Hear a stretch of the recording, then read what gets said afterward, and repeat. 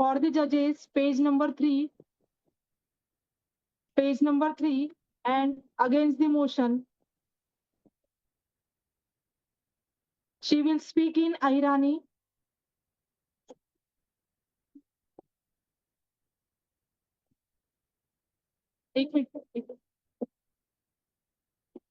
Next serial number is 129. Gargi Ajit Majumdar. Start.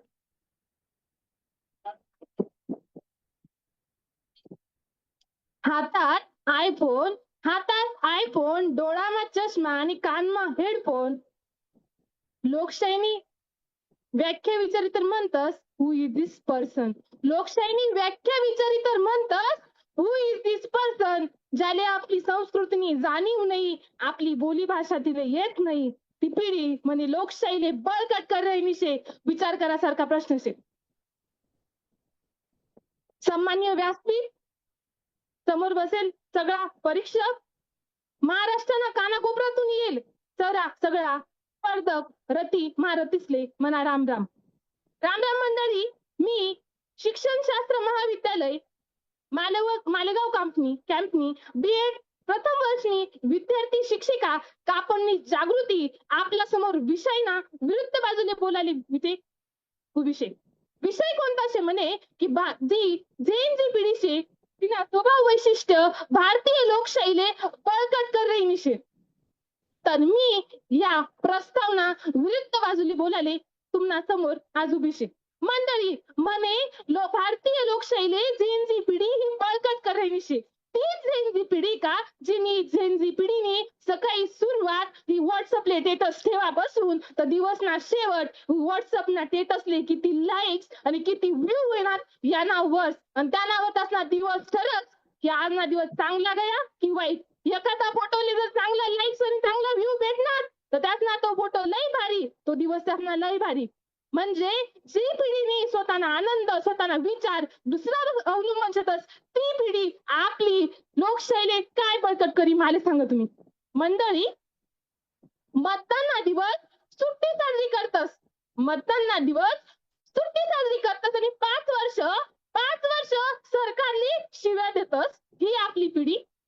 मतदान दिवस घरना बाहेर निघीसर उन्हातानात रांगात उभी राहिले मतदान करायले असले लाज वाटत आणि म्हणतात आमनी पिढी लोकशाहीले बळकट कर रही निशे.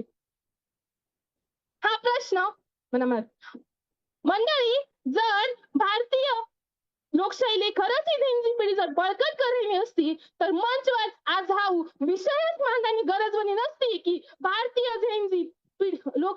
लोकशाहीले झेन जी पिढी ही बळकट करायची. मंडळी अजून एक गोष्ट मला तुम्हाला सांगायची वाटत.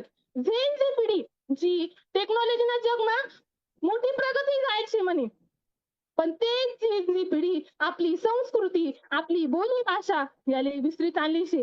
पाश्चिमात्य देशासनी संस्कृतीना स्वतःवर इतका प्रभाव करी घ्यायचे की आपली भाषा त्यासले समजत नाही. मी आईरानी ती बोली नाही नसे इथल्या काही जण असते ती भाषा समजी नाही नसे. ही आपली भाषा आपली समजत नाही. हीच का आपली झेन जी पिढी ज्यातले मराठी आईरानी बोलानी लाज वाटस ती झेन जी पिढी इंग्लिश मा बोली सन त्यासले लई मोठी ताकद वाटस तीच का आपली झेन जी पिढी आणि तीच का आपली लोकशाहीले बळकट करी सांगा माले तुम्ही.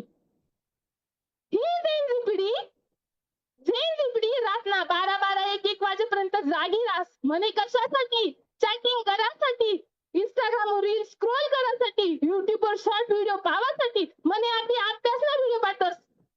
तर संशोधन मध्ये पाहे तर एकूण सरासरी मोबाईल पाहापैकी फक्त 2 ते 3% फक्त शैक्षणिक व्हिडिओ पाहिलातच त्याबद्दल बी असली हाई पाहू का ते पाहू का हे पाहू ह्या इतर गैरसमज. पुस्तकं वाचायला सांग की तसली झोप लागत मोबाईल पाहायला सांग तर पुरी रात तसे बसायला लावा त्याचा वेळ निघी जात. हीच आपली झेन जी पिढी. जर मोबाईल 30 सेकंद रीलवर जर लोकशाही बळकट होईनी असती तर डॉक्टर बाबासाहेब आंबेडकरले संविधान लिहायला एवढा वेळ लागणार नसता. जर मोबाईल स्क्रोल करीसन मोबाईलवर वापर करीसन जर लोकशाही बळकट होईनी असती तर भगतसिंग राजगुरू यासारखा आपल्या भारतला युगसले पाठीवर जावानी काही गरज नव्हती. जर हे झेन जी पिढी ना अशा वर्तनमुळे जर लोकशाही बळकट होईनी असती तर करणं करानी गरज बन नसती. म्हणे आम्ही झेन झी पिढी ही प्रगत शे. मनात स्पर्धक कसनी विषय मांडा की ही झेन झी पिढी टेक्नॉलॉजीना चांगला वापर करणं शे. दखाई राहिनं शे आले बी. आमले सगळं असते दखाई राहिनं शे की टेक्नॉलॉजीना वापर कशी कर राहिनी शे ही पिढी. अरे फोन करतात लोन पाहिजे शे का? आम्ही अमुक अमुक कंपनीवरून बोली राहिनो सर. तुम्ही लोन पाहिजे शे का? गरीब फापडी जनताले फसायचं ओटीपी मागतात आणि त्यांनी खातावरले पूर्वी चटणी साफ करी जात अशी आपली झेन झी पिढी.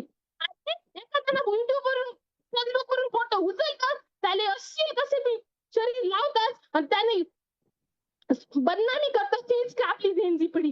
अक्षरशः काही दिवस पूर्वी मला एक पोस्ट लक्षात होती की एक महिला जिना इंस्टाग्रामवर एखाद्याने फोटो उचला त्याला वेगळ्या पद्धतीनं त्यांना आपण पोस्ट करे. अक्षरशः ती बाईनी आत्महत्या करी घेतली. ही का आपली झेन झी पिढीनी टेक्नॉलॉजी याला वापर त्या कुठे करे नसत हे महत्व नसे. मंडळी म्हणे आमना भारत मजार सगळ्यात जास्त लोकसंख्या ही युवक वर्गनी शे आणि मतदान करायला युवक वर्ग. मंडळी मला सांगताना शोकांतिका वाटी 2024 ची मतदान निवडणूक होईनी त्यांना मजार फक्त 19 पैकी फक्त 39% मतदान करायला युवक या मतदान केंद्रापर्यंत जायला होतात. हीच का आपली मतदान जागृती करणं मतदान करणारी लोकशाही झेन झी पिढी लोकशाहीने बळकट करी. जर खरंच ही झेन झी पिढी लोकशाहीने बळकट करी राहिली असती तर आपले मालेगाव कॅम्पना परिसर मजार मतदान जागृती करासाठी कॅम्पस आयोजित करानी गरज बनी नसे. ठिकठिकाणी मतदान जागृती करासाठी युवक मजार मतदान जागृती करासाठी आपण सभा भरवतोस. या पिढीले मतदान महत्व कळत नाही. लोकशाही जर ठिकाण नव्हे तरी मतदान आपले करणं किती महत्वाचं. जर ही झेन झी पिढीले कळत नसते तरी ही झेन झी पिढी लोकशाहीले बळकट करे का हा प्रश्न मला मनात येईल. म्हणे झेन झी पिढीले सर्व माहिती 1 मिनिटात मिळत. झेन झी पिढीले सर्व माहिती 1 मिनिटात मिळत. 30 सेकंदांमध्ये संविधान कळस. 30 सेकंदांमध्ये एखाद्या वक्ताने जसे माहिती कळस. मंडळी सांगायला मागे शोकांतिका वाटी झेन झी पिढी मतदान करणारा वेळ एवढा विचार करत नाही की नेतानं चरित्र कसे नेतानं काम कसे शिक्षण कसे फक्त 30 सेकंद रील पाठच यानं आलो असे कामशी त्यांचा करी टाका वोट काही तर करायला बी जात नाहीत. मग पण तीच गोष्ट जवळ बिग बॉस सारखा मराठी रियालिटी शो नि जवळ त्यासते वोटिंग करताना फार विचार करत असत्या. हीच का आपली झेन झी पिढी. मंडळी मला इथे बोलायची संधी दिली त्यासाठी तुम्हा सगळ्यांना आभार. जय हिंद, जय महाराष्ट्र, जय खानदेश.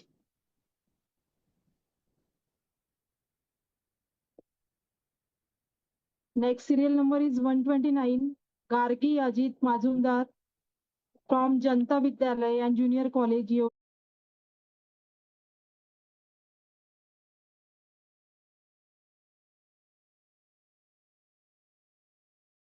सक्षम बना रही है. धन्यवाद. जय हिंद.